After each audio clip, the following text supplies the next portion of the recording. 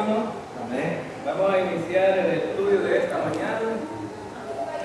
La escuela bíblica de este domingo vamos a estudiar el capítulo 40 de Isaías. Isaías capítulo 40. Hemos estado viendo a partir del capítulo 40 en adelante, empezamos una nueva sección del libro de Isaías. Porque del capítulo 1 hasta el capítulo 39 hemos estado viendo siempre la misma constante. El pueblo obedece, Dios lo bendice. El pueblo desobedece, Dios lo castiga. Entonces, esta forma de actuar del pueblo y la forma de actuar de Dios nos ubican en el tiempo donde Dios también lo podemos ver como el rey que gobierna y el Dios soberano, el cual está sobre el pueblo y está disciplinándolo constantemente. A partir del capítulo 40 en adelante, vemos que cambia totalmente el mensaje. El capítulo 40 en adelante vamos a ver la gracia de Dios manifestada en las promesas hacia el pueblo de Israel y también para Judá, o sea, las 12 tribus son bendecidas, y por eso vimos en el capítulo 39, en ese pasaje estuvimos viendo el domingo pasado acerca de la insensatez de Ezequías, porque él estaba enfermo, pero alguien, ¿verdad? Un príncipe de Babilonia le envió un regalo, y bueno, luego los que lo visitaron, Ezequías empezó a enseñar todos los bienes que tenía. Entonces el profeta Isaías llega donde Ezequías y le pregunta: ¿y estos quiénes son? ¿De dónde han venido? ¿Y qué fue lo que vieron? Bueno, y Ezequías dice: yo les mostré todo lo que había aquí en mi casa, no se quedó nada de que yo no les enseñara. Ahora entonces Isaías les dice: van a ir al cautiverio por esta razón, y se van a llevar todos los bienes de Israel, los bienes de tu casa, y además de eso, tu descendencia, tus hijos van a ir a parar al cautiverio. Entonces vemos ahí prácticamente que era una mala noticia, pero todavía Ezequías dice en el versículo 8: y dijo Ezequías a Isaías: la palabra de Jehová que has hablado es buena. Y añadió: a lo menos hay paz y seguridad en mis días. Ahora entonces, una mala actitud de Ezequías. Dice: bueno, de todas maneras tenemos una alianza con ellos, vamos a tener paz, pero esa no era la voluntad de Dios. Ahora entonces, el problema más grande entre la relación de Dios y el hombre es que el hombre se conforme con vivir bien sus días, aunque los demás sean afectados, ¿verdad? Y eso es lo que tenemos en la vida diaria de todos los seres humanos. Importa lo que yo voy a vivir, los demás no importa. Ahora entonces, delante de Dios no es lo justo ni lo correcto. Dios quiere que pues Israel pensara en todos, que no solamente en algunos, sino en todos. Ezequías estaba pensando solo por él, ¿verdad? Y la gente del momento. Pero ¿qué pasaría con todos los demás? Hoy tenemos en el mundo a judíos de las 10 tribus de Israel que no se saben a dónde están todos ellos. ¿Y cuál fue la razón por la que están en todos los países como peregrinos? La razón fue que desobedecieron, decidieron dejar de seguir a Dios y decidieron pues hacer su voluntad, y siguieron dioses ajenos, se olvidaron de las leyes que Dios había prescrito para ellos, y bueno, hubo una ruptura entre lo que le llamamos la comunión con Dios. No, hubo una ruptura, es decir, que ellos dejaron de estar en comunión con Dios. Y ahora también tenemos el mismo problema en la iglesia, ¿verdad? La iglesia universal está buscando sus propios deseos, su propia voluntad, con personas que están haciendo cosas que no es la voluntad de Dios, han olvidado la palabra de Dios y se han ido a las costumbres, han olvidado la palabra de Dios y han hecho sus propias doctrinas, su propia palabra, han dejado la voluntad de Dios y bueno, han hecho de la iglesia, como dijo Jesús cuando fue a sacar a los mercaderes en el templo, bueno, han hecho un mercado, ¿verdad?, de la iglesia. Ahora entonces, vemos aquí que este contexto que vemos en Ezequías era una mala noticia.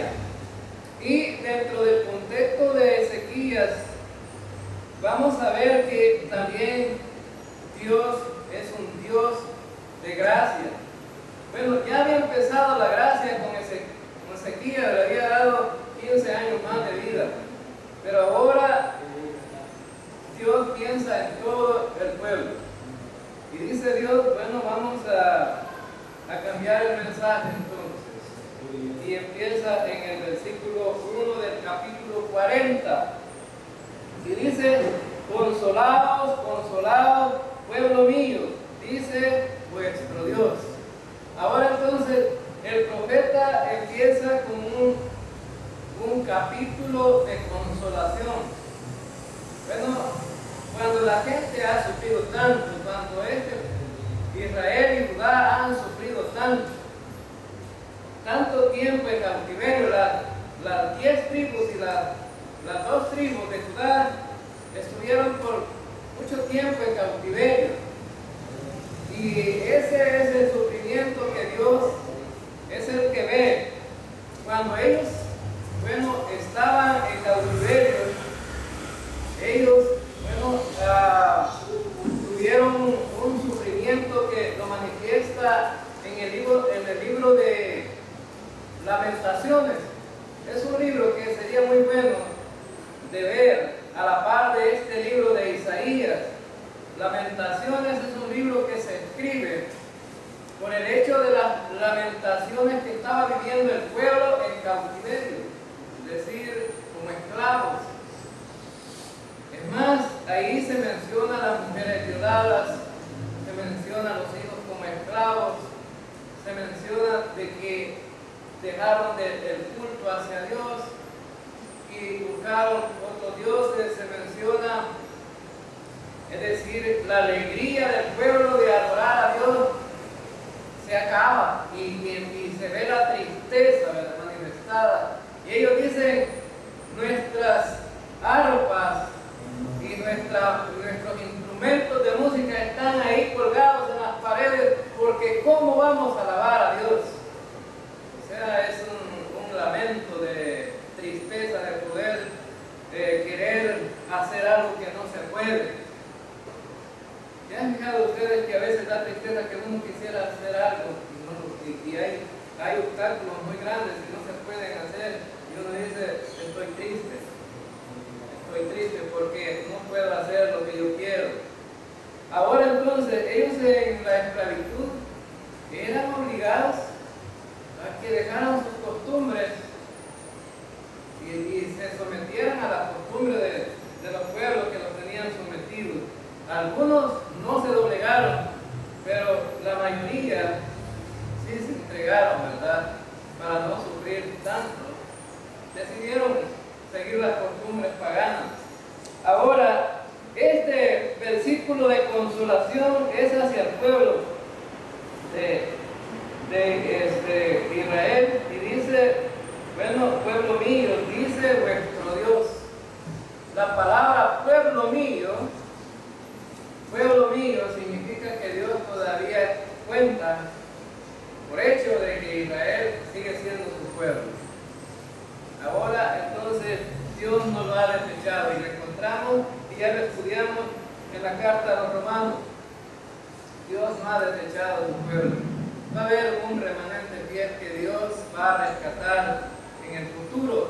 Y ese remanente fiel es el que Dios va a salvar, ¿verdad? No todo Israel va a ser salvo. Ahora entonces, pero empieza con palabras de consolación. Y es una manifestación de Dios buena para el pueblo.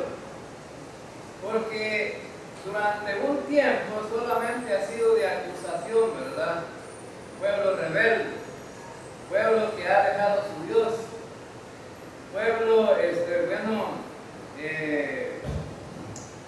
adúltero, ¿verdad? Que dejaron su propia adoración, su propio Dios y buscaron otros dioses. Y estas acusaciones, aquí empiezan, son dejadas y ahora empieza un pasaje de consolación. Ahora, hermanos, ¿también la iglesia necesita ser consolada? Claro que sí. ¿También la iglesia tiene sufrimientos? Y claro que sí, también hay sufrimientos.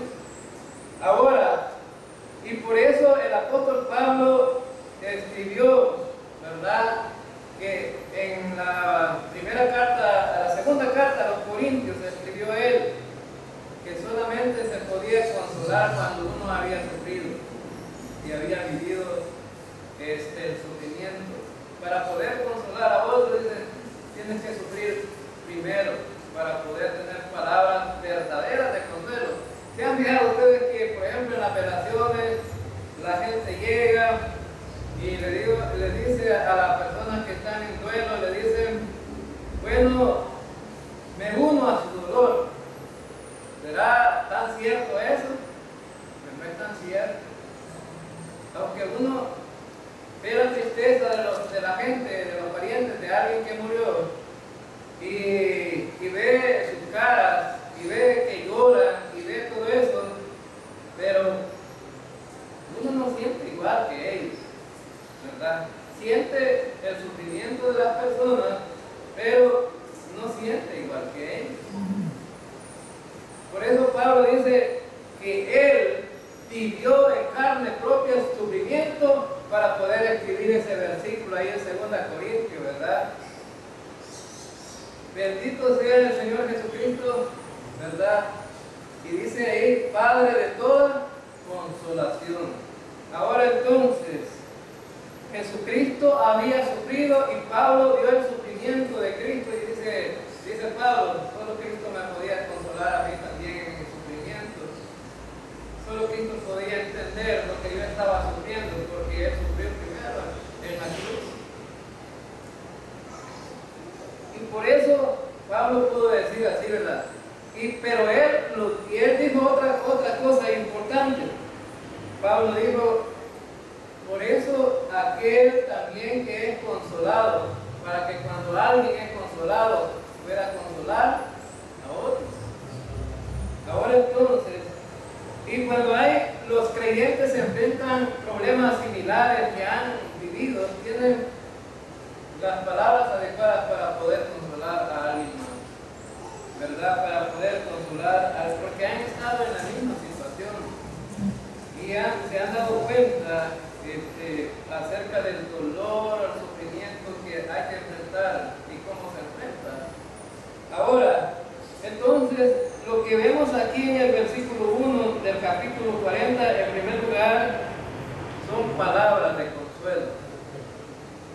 Y también Jesucristo dijo, venid a mí todos los que estéis trabajados y cargados, que yo os haré descansar. El único descanso es en el Señor, hermano. En el Señor es que podemos descansar. Jesucristo se une al dolor de todos los creyentes y dice, bueno, descansa en mí. Yo te voy a hacer descansar. Ahora, porque el Señor tiene toda la autoridad para levantar las cargas de los demás. Ahora entonces, y por eso vemos también que el Mesías, el Cristo, será nuestro consolador. Ahora entonces, fíjese que cuando el apóstol Pablo escribió en 2 Corintios, había estudiado ya los libros del Antiguo Testamento para poder visualizar también lo que los escritores del Antiguo Testamento habían dicho sobre algunas cosas importantes, ¿no?, para la vida de aquellos que buscan a Dios. Pero fíjense que la palabra que utiliza el apóstol Pablo en 2 Corintios, el capítulo 1, versículos 3 y 4, es la palabra paraclesis. La palabra paraclesis en el griego, y de esa palabra es donde se desprende la palabra paracleto. ¿Y quién es el paracleto? Es el Espíritu Santo. Ahora, ¿por quién podemos ser consolados nosotros también, hermanos? Por el Espíritu Santo. Ahora entonces, el Espíritu Santo es nuestro consolador. Él puede entendernos. Ahora entonces, en Juan 14, versículo 16, recuerden que Jesucristo les dice a los discípulos: bueno, yo les enviaré un consolador y estará en vosotros y con vosotros para siempre. El Espíritu Santo está en nosotros, hermanos, y es el que puede consolarnos todos los días, cada día de nuestra existencia. Versículo 2 del capítulo 40 de Isaías: hablad al corazón de Jerusalén, decirle a voces que su tiempo es ya cumplido, que su pecado es perdonado, que doble ha recibido de la mano de Jehová por todos sus pecados, por todos sus pecados. Ahora el profeta dice: den voces. Y cuando el profeta dice esto, es como que nosotros, bueno, ¿cómo es que nos damos cuenta inmediatamente ahora a través de quién nos damos cuenta de qué es lo que está pasando acerca de lo que la gente quiere dar a conocer? Si no lo vemos a través de los medios de comunicación, pasan las anunciadoras, ¿entienden ustedes? La anunciadora de naranja, ya sabemos por dónde anda, ¿verdad? Porque está anunciando naranja. Ahora entonces, pero ahora la palabra aquí, decirles a voces, es como decir, proclamen a gran voz, que todo el mundo pueda darse cuenta. Y dice que su tiempo ya ha cumplido, que su pecado es perdonado. Ahora, entonces vemos aquí el perdón. ¿Hacia quién? Hacia el pueblo de Dios. El perdón hacia ellos que está siendo anunciado después de ser acusado, después de ser de ponerles tanta disciplina. Ahora el Señor dice: no está perdido todo, tienen palabras buenas para ustedes. Y dice: el tiempo es ya cumplido, que su pecado es perdonado. Ahora, hermanos, también Israel, Judá, las 12 tribus van a ser perdonados. El tiempo pero estamos hablando de un tiempo futuro, porque todavía están indisciplinados. Ahora entonces, él dice que su pecado es perdonado, que doble ha recibido de la mano de Jehová por todos sus pecados. Es decir, aquí encontramos, bueno, algunos intérpretes de este versículo lo malinterpretan porque dice doble ha recibido. Cuando dice doble ha recibido, hay algunos que han interpretado que doble castigo ha recibido. Pero no está hablando de eso. Dice el versículo que doble ha recibido de la mano de Jehová por todos sus pecados. Doble. La palabra aquí en el hebreo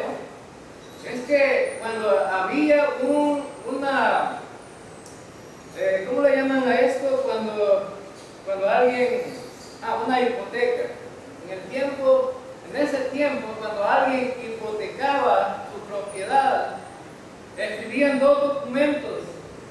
Uno que decía que la propiedad había sido hipotecada y fíjense que aquí la gente se anda escondiendo, que nadie sepa que hipotequé, ¿verdad?, la casa y que la escritura la tengo hipotecada, que nadie sepa. Aquí la gente se anda escondiendo, allá no. Allá tenían, fíjense que las cosas allá eran tan legales que que hipotecaba esa casa no la podía hipotecar. Aquí algunos, las hipotecas, bueno, la casa hipotecada y dice, préstame sobre la escritura, pero no te la voy a dar la escritura, ¿verdad? Solo de palabra hagamos un documento, pero ¿verdad? La escritura ya está hipotecada y no podría hacer transacciones sobre eso. Pero aquí lo logran hacer, ¿verdad? Pero allá no. En el dintel de la puerta ponían el primer documento y ahí clavado decía esta propiedad hipotecada. Significaba que nadie podía ir a dar más dinero por eso. Pero cuando la hipoteca era pagada al otro lado de la puerta, clavaban el documento de propiedad que ha sido pagada la hipoteca. Entonces estaban los dos documentos. Y de este término es que saca la idea aquí el profeta, y él dice, bueno, doblemente ha sido pagado por los pecados del pueblo. Ahora entonces los pecados del pueblo han sido pagados. Ahora, hermano, y bueno, a costa de un gran sufrimiento, de una gran disciplina, el Señor dice, les voy a dar de mi gracia también. Voy a darles de mi gracia. Es que tenemos a un Dios, hermanos, que da gracia sobre gracia. Y así lo hizo con nosotros. Nos ha dado la salvación, nos ha dado la vida eterna. Y además de eso, sin merecernos, nos ha dado todas las bendiciones espirituales en los lugares celestiales. Y nos da la consolación constante día con día. Y bueno, nos ha visto con ojos, ¿verdad?, que nadie podía ver. Nosotros siendo sus enemigos, Él nos vio con ojos de amigos, ¿verdad? ¿Sí? El apóstol Pablo escribe en la carta a los romanos que nosotros éramos enemigos de Dios. Y a pesar de eso, Él nos vio con misericordia y gracia. Ahora, hermanos, entonces vemos aquí manifestada la gracia de Dios. Sus pecados han sido pagados ya doblemente, han sido pagados. Y el pueblo en el Antiguo Testamento, para pagar sus pecados, ¿qué era lo que hacía? Lo que hacía el pueblo era que llevaba su corderito, lo iba a sacrificar allá y rociaba la sangre sobre el propiciatorio. Y el pueblo, el pecado de quien llevaba el corderito era cubierto, y eso se llamaba propiciación. Y la palabra propiciación significa que la ira de Dios ha sido aplacada, es decir, Dios está satisfecho con el sacrificio que se hizo. Ahora, hermanos, ¿cuál es el sacrificio nuestro? ¿Qué tuvimos que llevar nosotros? Nada. No llevamos el corderito nosotros. No significa eso, hermanos, que el Señor nos ha dado gracia sobre gracia. No llevamos el corderito. El corderito lo llevó Dios mismo, mandando a su propio Hijo para que muriera por nosotros. Y nuestro precio ha sido la sangre de Cristo. Y la ira de Dios se ha aplacado, y nosotros ya no somos condenados. Dios está satisfecho con el sacrificio de su propio Hijo. Ahora entonces, y por eso es que esta es una buena noticia para Israel y para Judá. Buena noticia para ellos, porque el Señor dice, he aplacado mi ira. Ya no más disciplina, ya no más castigo. Ahora viene la gracia sobre ustedes. Anúncienlo. Anúncienlo.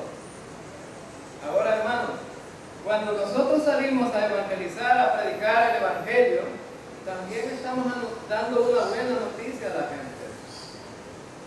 Pero la gente, alguna la va a recibir la buena noticia y algunos la van a rechazar. Pero nuestra tarea es también anunciar esa buena noticia. Ahora entonces, vemos que el Señor aquí está manifestando su gracia sobre los pecados del pueblo. Y por eso Él dice en el versículo 3, vos que claman en el desierto, preparad el camino a Jehová, enderezad calzada en la soledad a nuestro Dios. Todo valle sea alzado y bájese todo monte y collado, y los torcidos se enderecen, y los ásperos se allanen, y se manifestará la gloria de Jehová, y toda carne juntamente la verá, porque la boca de Jehová ha hablado. Ahora entonces el profeta dice, vayan y anuncien la buena nueva, la buena noticia. ¿Y cuál es la buena noticia? El único que puede enderezar todo es el Señor, hermanos. Nosotros no podemos enderezar a nadie. Si acaso alguna gente podrá recibir consejos, si acaso, y hacer caso. Pero si acaso la gente es oído sordo. Dice que ningún hombre puede cambiar a otro hombre. Ningún hombre puede cambiar a otro hombre. Nosotros lo vemos a diario ahí en la escuela, ¿verdad? Que los niños que son mal portados acá, los disciplinan y no cambian. Siempre lo mismo, ¿verdad?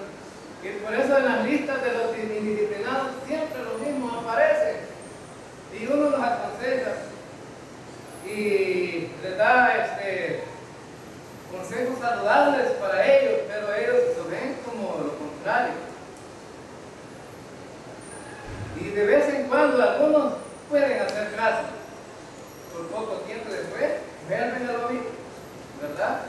Ahora entonces, pero vemos aquí que el Señor es el único que puede enderezar, por eso Él dice, emparejad todos. Los torcidos se va a enderezar, ¿verdad? Aquí dice en el versículo 4, dice que los torcidos se enderecen y los ásperos se allanen. Bueno, no está hablando en sí. Aquí pone como ilustración la tierra, ¿verdad? Los montes y todo eso. Pero en sí, ¿de quién está hablando? Es de las personas. ¿Quién es que necesita enderezarse? Las personas. Las personas tienen que cambiar de forma de pensar.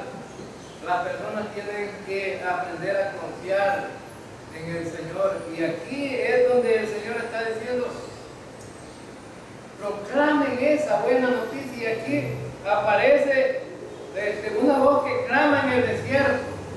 Recuerden ustedes que este mismo pasaje está en Malaquías. Y en Malaquías y también está en el Nuevo Testamento, aplicado a Juan el Bautista. Estos mismos versículos. Ahora, ¿qué es lo que vino a hacer Juan el Bautista? A preparar el camino del Mesías. El camino del Mesías tenía sido preparado por Juan el Bautista. Y dice, pero le creyeron a Juan. Juan empezó a bautizar gente y algunos que estaban identificándose con el Señor, estaban identificando con el Señor, pero muchos, sobre todo los religiosos, bueno, lo desecharon. Sobre todo los que decían que eran creyentes de Dios, lo rechazaron, no confiaron, mucho menos en el Mesías, el Hijo de Dios. Ahora entonces, vemos aquí que es un anuncio para que la gente se convierta, para que la gente pueda confiar en el Señor. Y entonces, en el versículo En el versículo 5 dice que esto es una verdad. Una verdad. Hermanos, a lo mejor no podemos confiar totalmente en los hombres, porque los hombres nos van a mentir, pero ¿podemos confiar totalmente en Dios? Claro que sí, porque en este versículo 5 dice, porque la boca de Jehová ha hablado. Entonces, si Dios lo ha dicho, Dios lo va a cumplir. Dios va a llevar a cabo su plan. Dios va a sacar adelante al pueblo. Dios lo ha perdonado. Y ahora hoy día tenemos ese gran problema, que le estamos diciendo que Cristo ha muerto por sus pecados y que han sido perdonados sus pecados, y la gente lo cree en su totalidad. Hay gente que no, y aún gente siendo creyente todavía piensa que no han sido perdonados totalmente sus pecados. Y Dios ha hablado, hermanos, y Dios ha dicho que que su palabra se va a cumplir. Ahora, en verso 17, en Hebreos capítulo 10, verso 17, me parece que dice que ya no me acordaré más de tus pecados. Significa entonces que los pecados han sido perdonados. En Colosenses capítulo 2, versículo 13 dice que todos nuestros pecados fueron perdonados. Y si Dios lo ha dicho, es porque es una verdad. Ahora entonces, versículo 6, dice, vos que decías, la voz, y yo respondí, ¿qué tengo que decir a voces? Que toda carne es hierba y toda su gloria como la flor del campo. Ahora entonces, fíjense bien que en este versículo 6 hay varias preguntas. Hay unas preguntas aquí. Dice, vos que decías, da voces. Bueno, es como alguien que está mandando a alguien que vaya a dar voces, ¿verdad? Que vaya a dar voces de la buena noticia. Pero dice el versículo, ¿qué tengo que decir a voces? Que toda carne es hierba y toda su gloria como la flor del campo. Y versículo 7, la hierba se seca y la flor se marchita, porque el viento de Jehová sopló en ella, ciertamente como hierba es el pueblo. Sécase la hierba, marchítase la flor, mas la palabra de Dios permanece, de Dios nuestro permanece para siempre. Ahora, ¿qué vamos a anunciar? Esa es la pregunta. ¿Qué vamos a anunciar? Que el hombre es frágil, ¿para qué necesitamos buenas noticias? Y de todas maneras ya me voy a morir, ya todo se va a acabar. ¿Cuánto dura el hombre? Bueno, la Biblia dice que 70 años, más o menos fuerte, pero 80 años con dificultad. Ahora entonces, vemos que la vida del ser humano es pasajera. Y la pregunta es, ¿para qué queremos buenas noticias? Y de todas maneras, somos pasajeros. Y eso es lo que muchos a veces dicen, ¿verdad? No, dicen algunos, si muerto el perro se acabó la rabia. Así dice alguna gente, ¿verdad? No, dice, si nosotros, nuestra vida llega hasta que nos van a dejar al cementerio y nos van a enterrar ahí, y ahí ya, para ahí ya no hay nada más. Pues no, hermanos. La gente podría pensar eso, somos limitados, somos frágiles, somos pasajeros. Por el mismo hecho de que somos pasajeros, somos frágiles y no somos competentes para poder ser eternos por nosotros mismos, por el hecho necesitamos de la gracia de Dios y la buena noticia. Fíjense que el apóstol Pedro lo ve de esta manera. Y lo vemos aquí en este pasaje también, que es el mismo pasaje. El apóstol Pedro dice, pues habéis renacido, no de simiente incorruptible, sino de incorruptible, por la palabra de Dios que vive y permanece para siempre.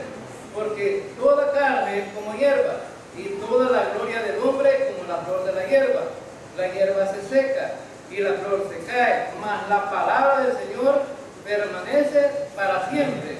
Y esta es la palabra que por el Evangelio os ha sido anunciado. Ahora veámoslo desde el punto de vista que lo veía el apóstol Pedro y también lo ve el profeta. Dice en el versículo, los versículos que acabamos de leer, dice también en el versículo 8,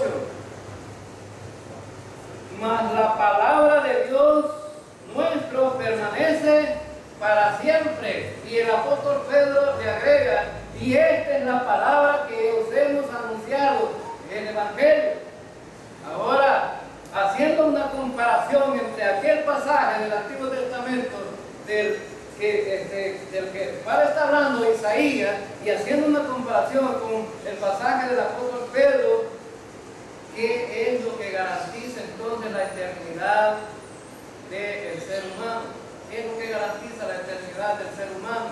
En el capítulo 1, versículo 23 de la primera carta del apóstol Pedro, él está diciendo, esta es la palabra que os hemos anunciado.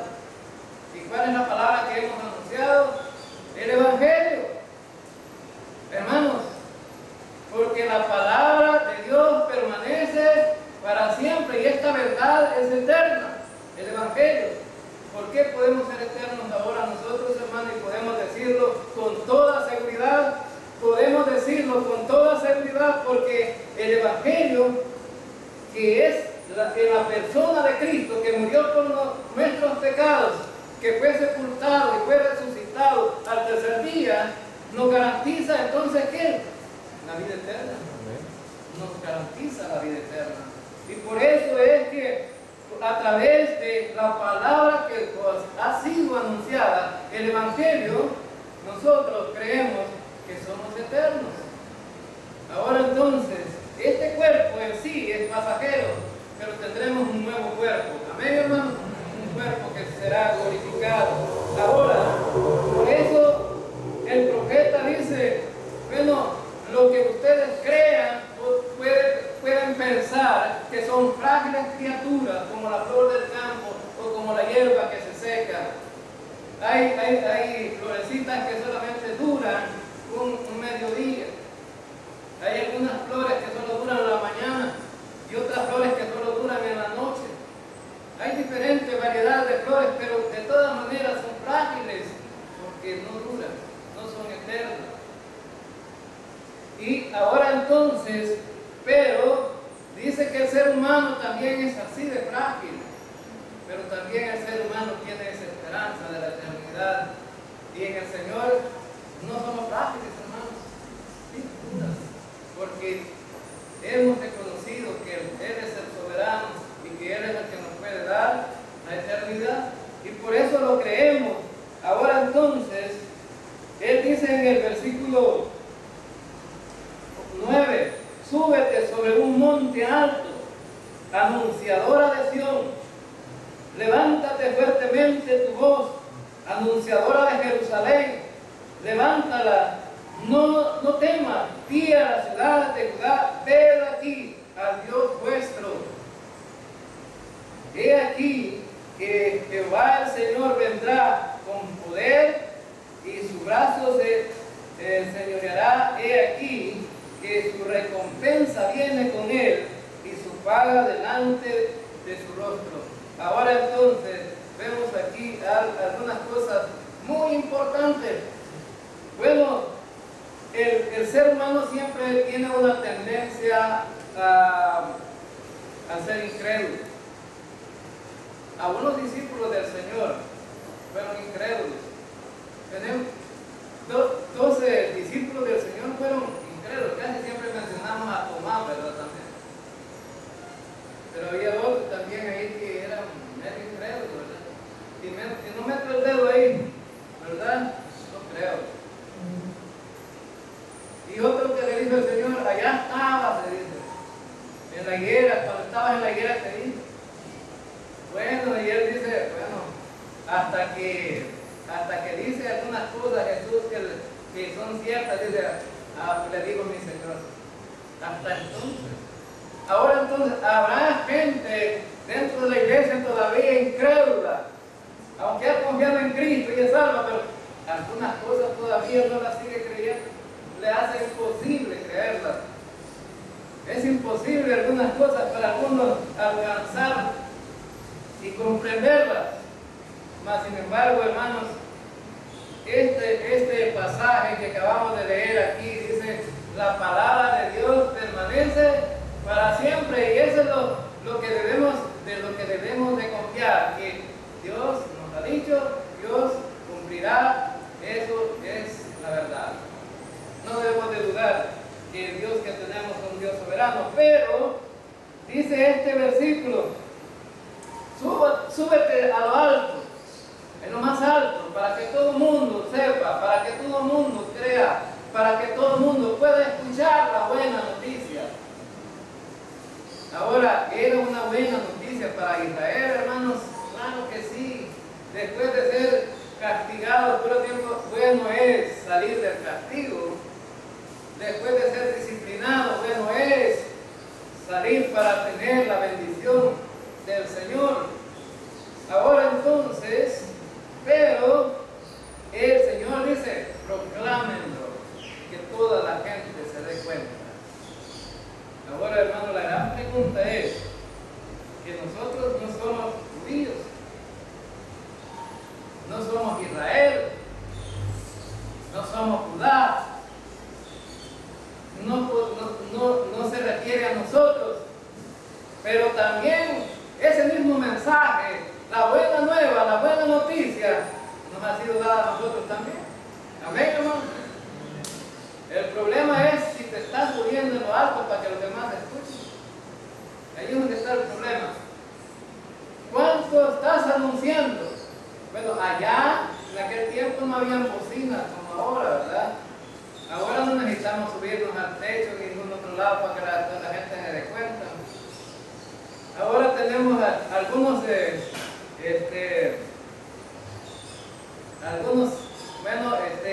pueden dar cuenta de las cosas en términos de segundos. Todo escribo en el Facebook y aparece por el otro lado del mundo la noticia, ¿verdad? Algunos no le dicen Facebook, sino que basquetbol, si estaba diciendo una gente de la luz. Ahí en el basquetbol, ahí se ve, ¿verdad? Ahora entonces, ahí se puede ver. Bueno, entonces, vemos que la cosa es que ahora tenemos los medios de comunicación tan avanzados para que las cosas se sepan instantáneamente. Ahora, pero los que somos retardados para anunciar somos nosotros. Ese es el problema. Dice que algunos me da pena hablarle a la gente porque va a ser que, bueno, hay alguna gente que tiene temor al bochorno. Así decimos aquí en El Salvador, el bochorno, es decir que nos avergüenza, ¿verdad? Ahora entonces, si tiene allí en la página que tiene ahí, escriba, hermano, mensajes, envíe mensajes, pero envíe mensajes correctos también, ¿verdad? Ahora entonces, y saben que ahora también tenemos la responsabilidad nosotros de predicar el Evangelio, la buena noticia, la buena nueva. También es para nosotros esa responsabilidad. ¿Con cuánta responsabilidad estás tomando en cuenta el privilegio que Dios te ha dado para que puedas llevar el mensaje a los demás? Fíjense que, la gente que realmente reconoce a Cristo y se salva es agradecida. Y un señor que estamos evangelizando, bueno, ya no lo estamos evangelizando, lo estamos discipulando, porque él es creyente.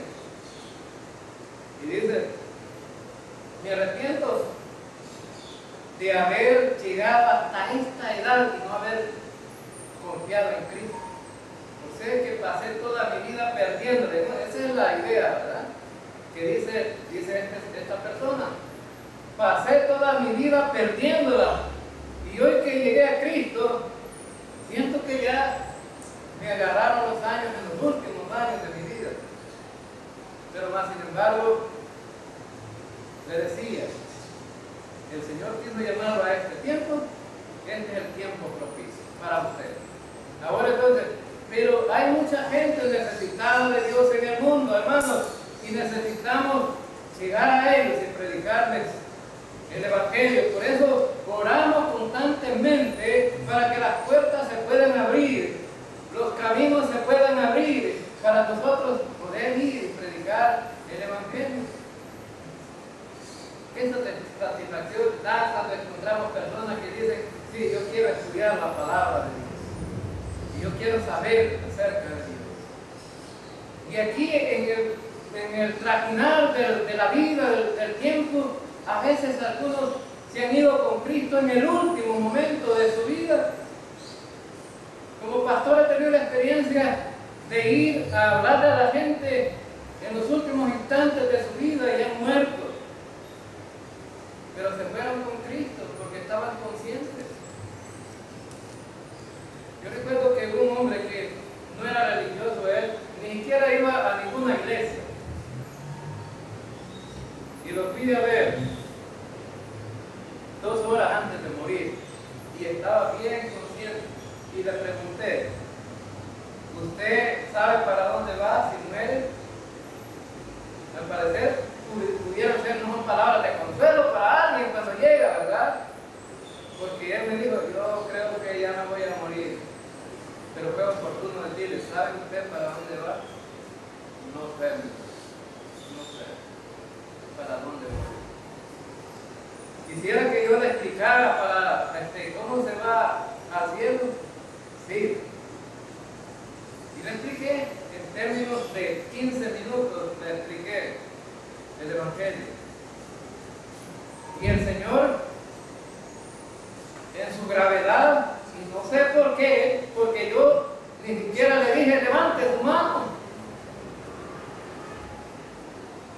Pero él, cuando yo le expliqué el Evangelio, él levantó la mano. Y le pregunté yo, ¿y por qué levanta la mano? ¿Por qué levanta la mano? Porque los demás levantan la mano cuando son aptos, me dijo él. ¿Usted ha entendido el mensaje? Sí. ¿Sabe para dónde va? Hoy sí sé para dónde va. Entonces se fue con Cristo a las 2 horas después murió en el hospital. Y yo fui a su casa, lo llevaron grave al hospital, se murió. Y fue un hombre que a lo mejor ni su familia sabe que se salvó. Porque todos los años le hacen un reto. Su familia está tratando de sacarlo todavía y el hombre está en el cielo. Y del cielo, ¿quién lo puede bajar, hermano? ¿Lo puede sacar? Nadie.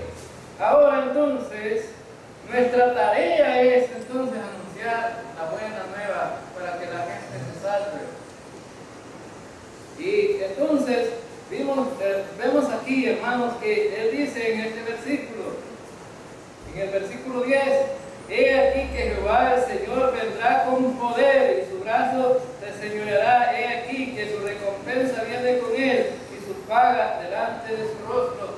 Está hablando en el futuro, en la segunda venida de Cristo, ¿verdad? Vendrá con poder a castigar a sus enemigos, pero a salvar a su pueblo.